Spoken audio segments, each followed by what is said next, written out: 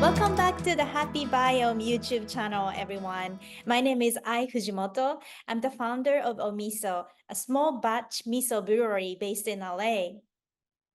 Happy Biome, everyone. I'm Kanayo, traditional Koji fermentation instructor and a scientist of neurodegenerative disease at the University of Toronto and mom of two children living downtown Toronto. Our passion lies in delving into the rich world of miso and Japanese fermented foods, and we are excited to share our insights and discoveries with all of you who are interested in this. Let's dive into the fermenting wonders all together today. On this episode number 3, we are going to delve deeper into the fundamentals of Japanese fermentation. So in Japan, we use the term Hakko to refer to fermentation. And before we explore this concept further, let's take a moment to define what Hakko actually means. So Kanayo, what is the definition of Hakko fermentation? So Hakko is called fermentation or brewing in English. So in the processes of the Hakko or fermentation, the chemical reactions driven by the action of microorganisms alter the structure of the substance, transforming into an entirely different structure of the substance. So in other words, the substance after full fermentation is completely different from the substance before fermentation. That is the definition. Okay, so how do microorganisms like the Koji fungus we explored in our last episode play a role in the fermentation process? The fermentation is a natural processes that occur when the microorganism like Koji mold or other mold, yeast, and bacteria break down the sugar and the starch, protein, and the lipids, etc. So those processes result in the production of various compounds, including acids, gases, or alcohol. So that's how it works. Okay, so fermentation is a chemical reaction, and that transforms the structure of substance into something entirely different, and with the aid of microorganisms, correct? And this transformation comes with the production of gas, acid, alcohol, and acid. But first of all, why do we ferment foods? Yeah, that's the key point. So here, let me introduce 3 main benefits of fermentation. So first one is the production of byproducts. And the second one is the preservation. The fermentation makes food preserve longer. And the third one is the flavor enrichment. So first one is the production of byproducts. As microorganisms metabolize sugar and starch, and they produce byproducts like lactic acid and acetic acid. That's good for gut health, and the gases like carbon dioxide and alcohol.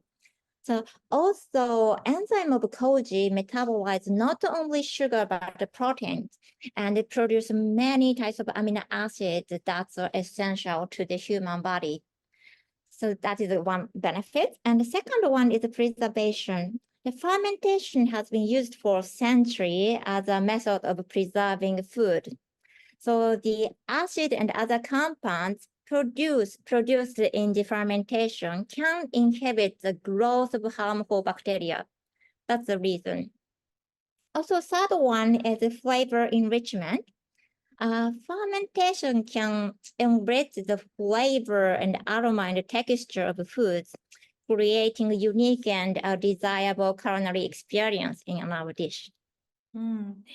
So through the fermentation process, the nutritional contents of food is enhanced. And I bet in times before refrigeration, ancient people that must have relied heavily on fermentation techniques for preserving food so that they can ensure sustainable food sources to survive. And Right. additionally, the fermentation process enriches and smooths the taste and aroma, creating more complex flavor profile.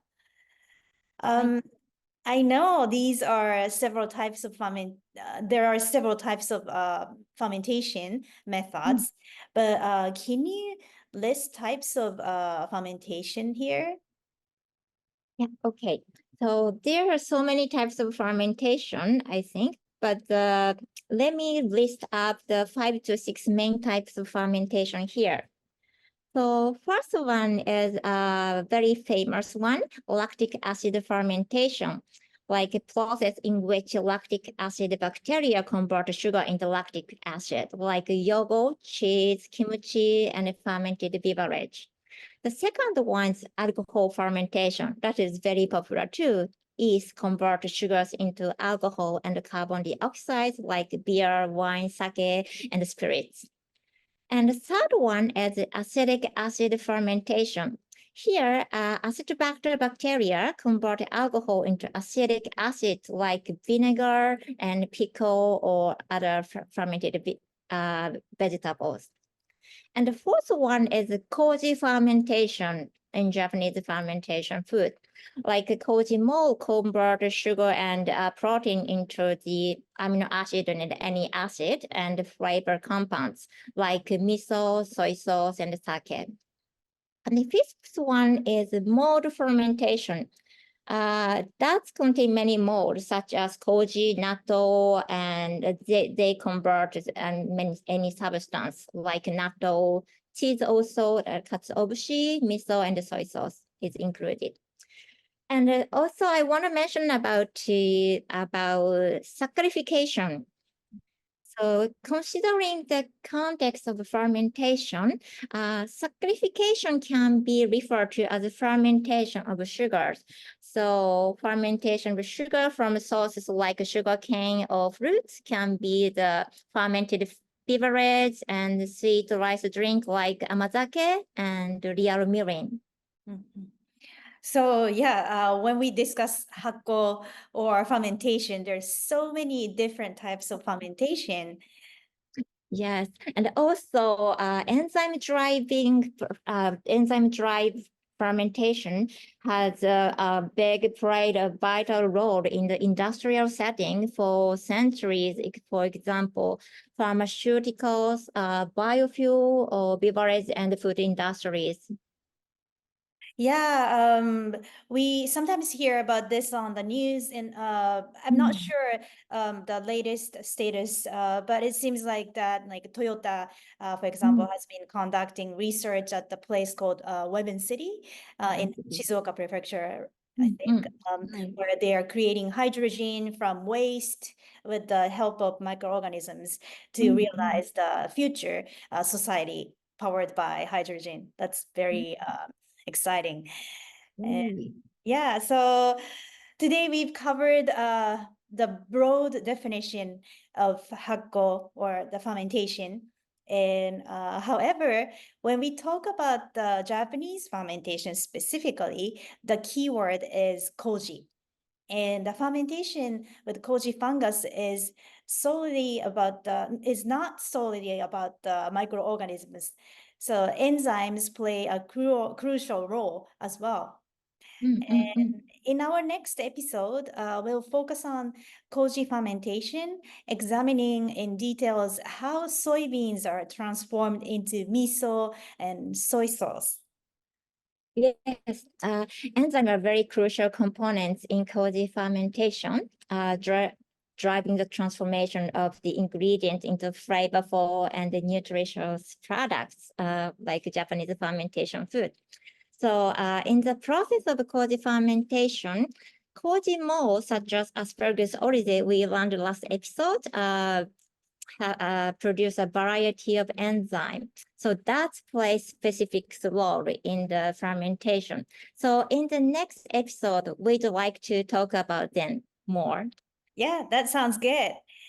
So to all our viewers, keep joining us on this adventure and subscribe to Happy Biome if you haven't yet. and hit the notification bell so you don't miss out on any of our contents in the future.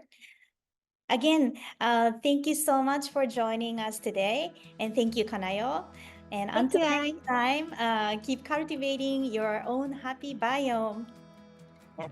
Thank you, everyone. Happy biome.